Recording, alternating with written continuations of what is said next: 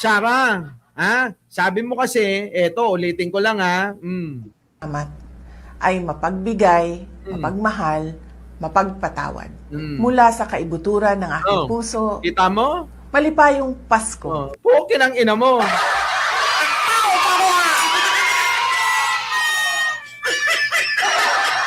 Puta, alam nyo, etong si Sarah, mga kababayan, mukhang hindi pinalaki sa maayos na pamamaraan, ano? Oo. Ganito, mga kababayan, pag pinalaki sa nakaw. Yung tatay nito, mga kababayan, kung magnanakaw Oo, di ba? Syempre, lumaki siya pag nanakaw. Eto na. Mga kababayan ko, pakinggan nyo to. Nako, ewan ko. Pasok! Si VP Sara. Eto na, mga kababayan ko, sa DPWH leaks, mga kababayan ko, pakinggan natin. Oo. Kapag ka magnanakaw ang ama, magnanakaw din ang anak daw. Tingnan nyo. Kapag ka mahusay, magaling, at makabayan, at mapagmahal sa mamamayan, ang ama, ganun din daw. Tingnan nyo si Pangulong Bongbong, manang-mana kay Apulakay. Di ba? Tingnan nyo to si Sarah, mga kababayan ko, Dahil hindi ho naturuan ng magandang asal, kaya ganyan. Anong ginawa? Kung hindi magnakaw lang ng magnakaw. Kaso, Tinumbok na rin si VP Sara ng tinaguriang DPWH leaks Nako! na hawak ng Bilyonaryo News Channel. naku, patay Laman na. din ng Hindi ako may hawak niyan, ang DNC, Dahil mga kababayan, si Sarah nagnakaw din daw. Nakaw ng nakaw. dokumento ang kanyang kapatid na si Congressman Pulong Duterte. Nako, pare-parehas, kita nyo. Pag tatay magnanakaw, pati mga anak magnanakaw. Diba? Paano yan? Manyak yung tatay. Di ganun din naman si Pulong, diba? Tingnan nyo si Pulong. Anong ginagawa niyan, mga kababayan? Lahat na lang ng mga, lahat ng mga puta sa Davao City, dumaan sa kanya. Ganun, Nasa lahi. Pasok. At longtime ally na attorney Harry Roque. Narito ang exclusive. Nako, pati si Roque.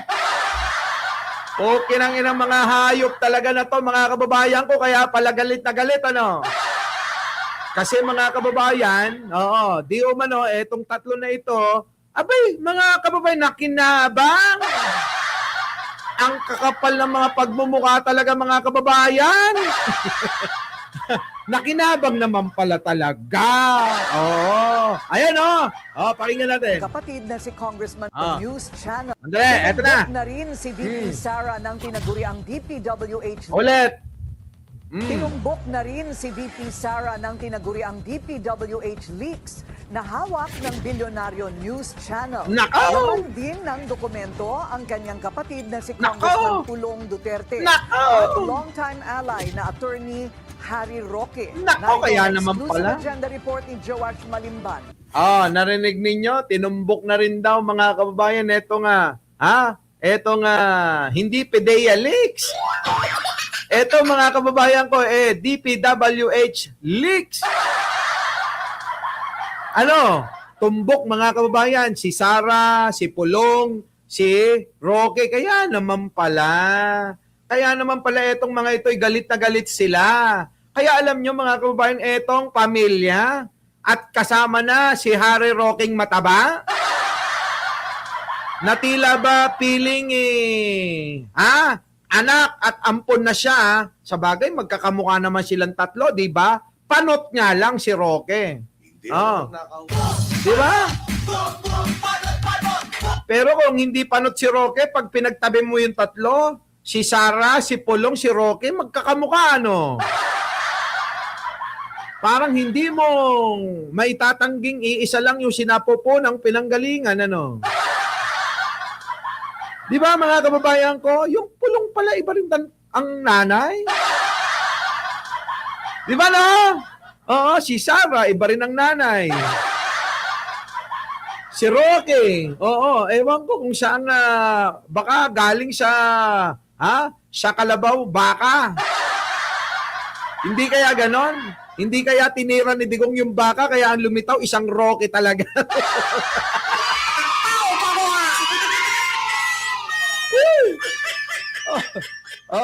Dahil si Roque mahilig sa dagat, hindi kaya tinira ni Digong hippopotamus. Diba? Tapos ang lumitaw, mga kababayan, isang Roque. Putik na yan, mga kababayan ko, ano? Sige, eto na. Mga kababayan, sangkot na naman sila, ha? Itong tatlo, ha? Sara Duterte. Sino pa? Si Pulong Duterte. Sino pa? EDC! Harry Becky. Sangkot sa Pandurugas sa Kaban ng Bayan. Pasok!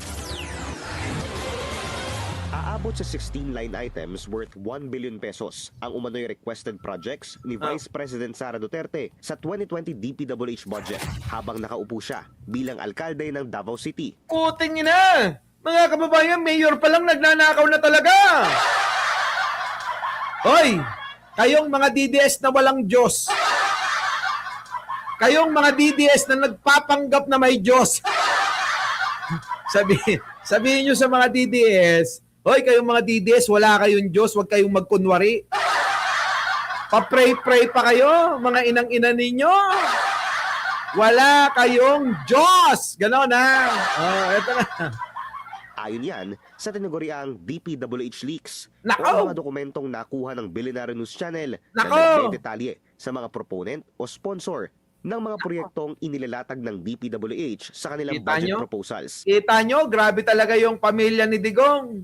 Nung naging presidente si Digong, mga kababayan ko, eto ang ninanakaw ng mga yon. Nakaw-nakaw dito, nakaw-nakaw doon. Walang ginawa, mga kababayan, kundi magnakaw lang. Kaya mga kababayan, wag na kayong magtaka kung bakit ang Diyos nila hindi na si bro, kundi ang Diyos nila demonyo. Pati nga mga kababayan ko, yung mga taga-suporta nila nahahawa na Bilang paglilinaw, hindi BICAM o budget insertions ang laman ng mga dokumentong ito. Ito ang mga line items para sa DPWH budget proposal na ipinepresenta at pinagtatalunan sa Kongreso bago maging General Appropriations Act o GAA.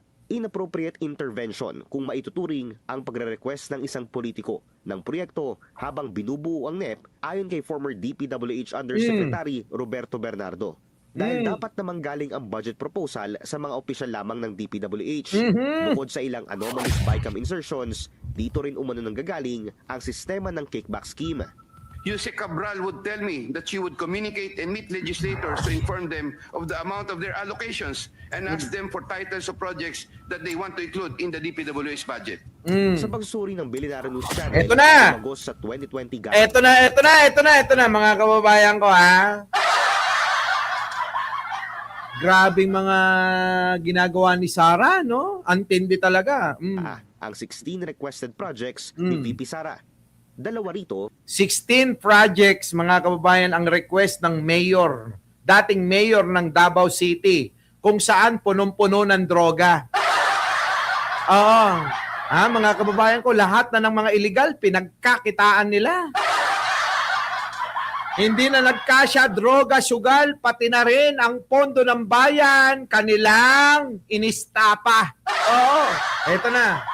nakalista sa pangalang Mayor Sara Z. Duterte Nako. / RD Alan Borromeo, Nako. Region 11. Mm. Road projects ang lahat ng mga line item.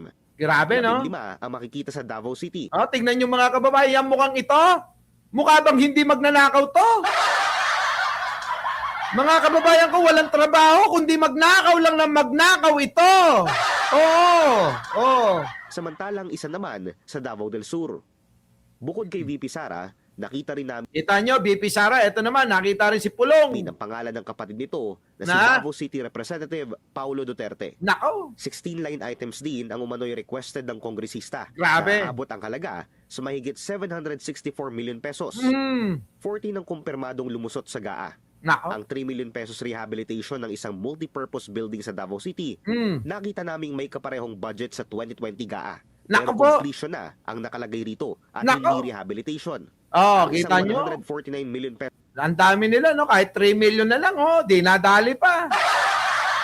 Walang patawad, mga kababayan ko, ha? Kahit na barya. Grabe, di ba? road project naman sa Davao City, tila nahati sa dalawa pero napunta pa rin sa iisang kontraktor. Nako. Lahat ng proyekto matatagpuan din sa Davao City. Mm. Samantala, 4 Eto na! Hindi ko akalain na meron din pala itong mataba na to.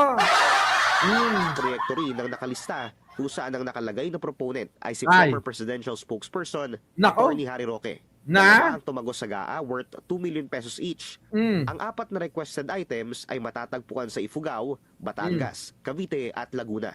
Kita Sinisika nyo? pa namin kunin ang panig ng mga Duterte at ni Roque. Pero Mm. wala pa silang tugon sa aming mga mensahe. Para sa agenda, Hindi yan tutugon. Itong tatlong ito, mga kababayan ko na magkakamuka, hindi naman tumutugon sa mga issue nila eh. Kung hindi, bigla na lang silang mawawala. At, oo, kapag ka natabunan na yung issue nila, bigla na naman lilitaw na parang mga bola yung pagmumuka. Tsaka naman po, mga kababayan, biglang kokokak ng kokokak na para bang mga palaka. Pero teka muna, sabi ni Atty. Claire, kamukha ni Chucky daw eh.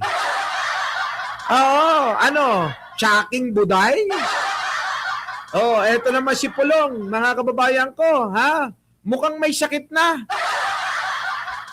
Ha? Mukhang konting-konti na lang yung natitira. Parang si Roque, kita nyo, ha? Naging pulubi sa Austria. Walang tumatanggap na hotel, kaya nakikitulog na lang kung kani-kaninong mga tangang mga DDS na katulad niya. Grabe sila. Oo, grabe. Ang titindi, mga kababayan, nitong mga tao na ito. Oo. Matitindi po. Ibang klase yung ewan ko ba? Ayan mukhang kamukha ni Sara. Sabi rito, magkamukha daw si VP Sara at ang manikang si Chucky tuwing siya ay galit ayon kay Atty. Castro. Tinitigan ko. Kamukha naman talaga. Diba? Kamukha naman talaga. Kaya alam nyo, mga kababayan ko, dito sa usapin na to, grabe. Ewan ko bakit naniniwala pa rin, mga kababayan ko, etong mga DDS na hindi ko ba maisip, lubos maisip, abay, anong klaseng pagmamahal? Ayan mga kababayan ko, tingnan nyo. Ayan tingnan nyo. Ganito mga kababayan, ang mga membro ng kulto ni Duterte. Karton yung tatay nila, pero mga kababayan ko, ginadyakitan pa. Nilalamig ba? Tingnan nyo. lang ako. Hello. Kita. Hello. Akala ko hindi ka pupunta. Tingnan nyo. Hoy! Ano ba mga Pilipino ba talaga kayo? Diyos mio, mga kababayan, ganito ang itsura ng mga membro ng kulto. Eto. Ayan Kasi yan, inutusan ko yan, Na? bumili ng regalo kasi yan, exchange gift. Alam mo ba, nag-shopping ng damit niya. Nako. In the auto store. Oh. Ha? Ikabit makeup slots ko lang. Ayan yung mga membro ng kulto. Ayan tingnan yung tsura. Tekos mga kababayan. Yan, isa pa Putik na yan, mga kababayan ko. Kahit na gumagalaw, kamukha pa rin ng mga yung mga, tulad nila Chucky. And the most beautiful mommy here. Ay, putik na yan Dahil iilan na lang sila. Mga kababayan ko, sila na lang nag-uutuan. This Duterte Streets. Titignan ninyo, mga kababayan, Duterte Street na daw. Duterte Forest, Duterte Street, Duterte Park. Hayop kayo. Talagang mga tangat, mga bobo kayo, mga wala kayong mga Diyos. Bakit? Pati ba naman yung hindi natin pag-aari, inaari nyo? Tuloy. This is the, ha? Gusto mo pag Tignan nyo yung mga pagmumukha, no? Ang sasagwa. ako karatula? I can do that. Yeah, I can. Kaya lang kung papayagan tayo. Magsabit lang dito siguro sa labas. Tapos pag-close tayo, ilit na din naman natin. Kita nyo, nagbabalak na naman sila. may masama na naman silang binabalak. Putik na mga DDS na to. Grabe, no? Ibang klase, mga kababayan ko. Hindi.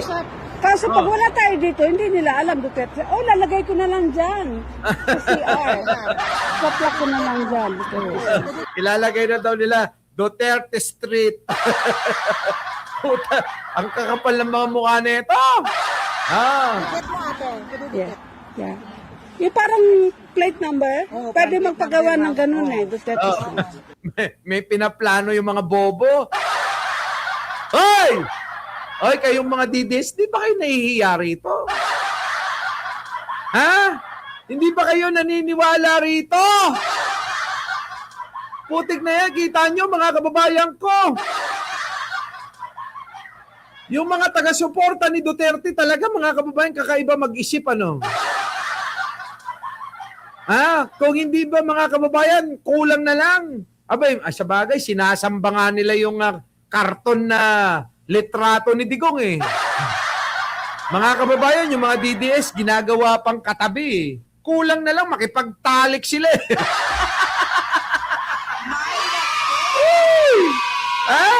Di ba mga kababayan ko, yung mga DDS, mga kababayan, yung karton na tatay nila, kulang na lang makipagtalik sila eh. Pegador, wala kang kawalan.